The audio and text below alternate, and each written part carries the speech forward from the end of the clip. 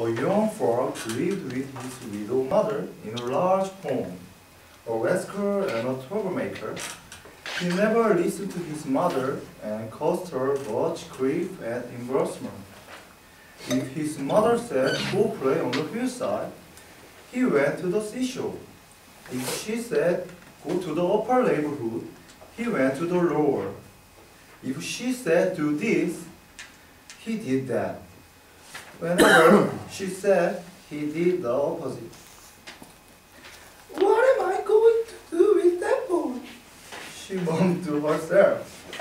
"Why can't he be like the other boys? They always listen and do what they are told. And they are always kind and respectful. I don't know what will become of him if he keeps behaving like this. I have to do something to break him of his bad habits." Mother Frog sighed deeply. Laughed the little frog.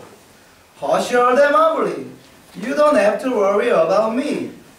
I'm doing fine, just the way I am."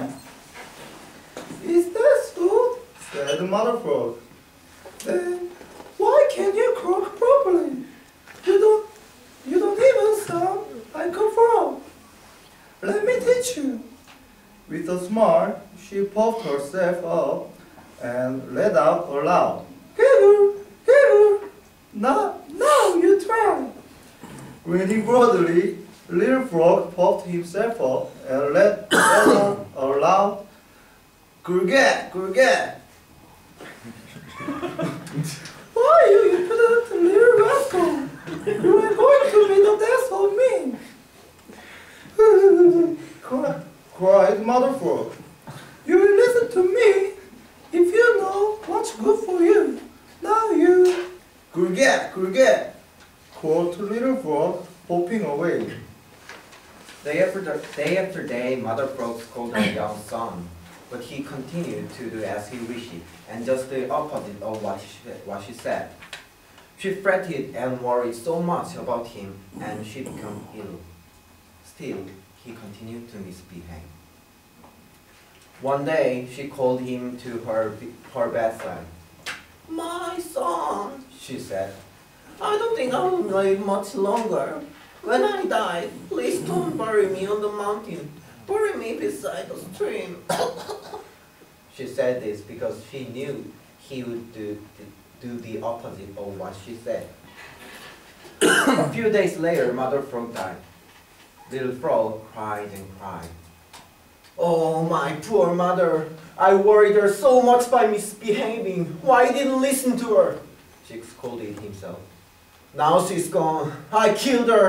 I killed her!" Little Frog thought about his mother and all the trouble he had caused her.